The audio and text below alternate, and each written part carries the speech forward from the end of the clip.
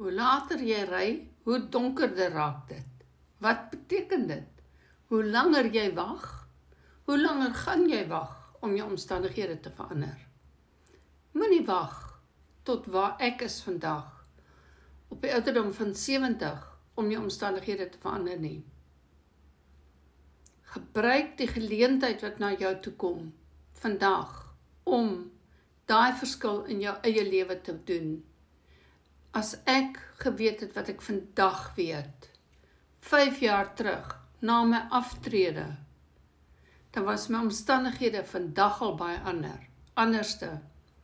Maar, my omstandighede het verander. Ek verdien aanlyn, in dollars. Ek het die regte program. Ek weet wat ek doen en ek kan vir jou help om daai pad te stap, om die sukses te kry, om vorentoe te stap. Hierdie geleentheid word aangebied vir jou om jou omstandighede te verander, te leer en te verdien op dieselfde tyd. Waar kry jy dit vandag?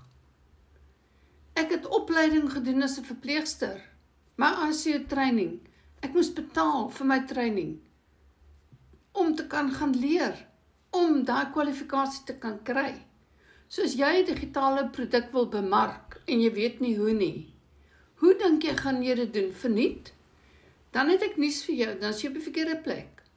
Dit gaan jou wel iets kos om die belegging te doen, om die program te kry en dan jou omstandighede te verander, te leer en toe te pas van wat jy geleer het.